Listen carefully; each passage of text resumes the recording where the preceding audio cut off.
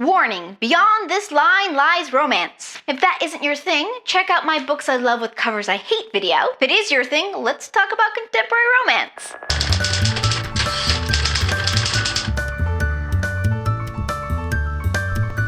I didn't read contemporary romance for the longest time, but I've recently been trying it out. Here's what I've been reading.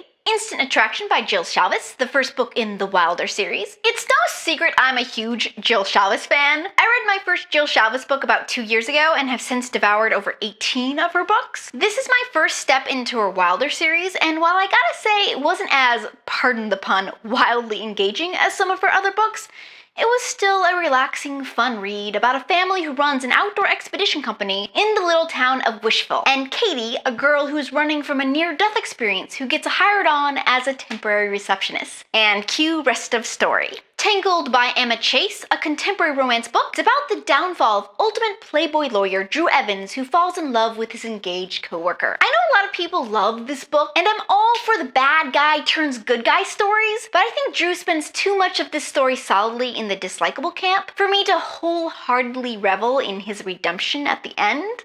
Fighting for You by Sydney Landon, the fourth book in the Danvers contemporary romance series. I like this series, though I did not like number 3 so much, but this fourth one was very likable. Sydney Landon teased this story in her earlier books. It's about ultra-sheltered Ella and the emotionally scarred Declan Stone. I'm now caught up on this series. I did just pre-order the novella that will be released at the end of January, so all good. A Reputation to Uphold, a Harlequin contemporary romance by Victoria Parker. I'm conflicted about this book. It started out with everything I hate in chauvinistic male leads in romance novels, but by the end I actually kind of liked the main characters and the book, so now I'm questioning my moral integrity. I hate that. Wild Card by Laura Leigh, the first book in the Elite Ops romantic suspense contemporary series. Even if you wholeheartedly buy into the construct that plastic surgery could change someone's husband so much that she wouldn't recognize him, this book was just too overwrought. That's all I can say. No second book on this series for me.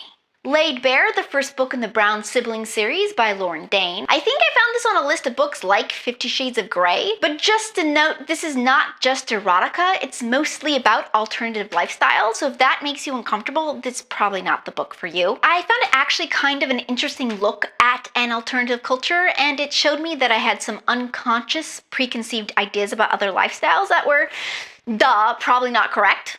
From Father to Son by Janice K. Johnson, a Harlequin contemporary romance. I've read this plot a zillion times. Hardened cop falls in love with women with kids and ends up unlikely but perfect daddy material. Again, I've read this plot a zillion times and seen it done much better than this. Next!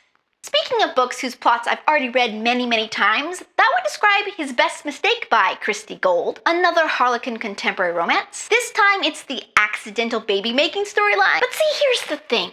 I don't mind reading plots over and over again if I connect with the author's characters and their rendition of the storyline. This one falls into that category. It was cute. The ending gets iffy, but the epilogue was adorable enough to pull it up.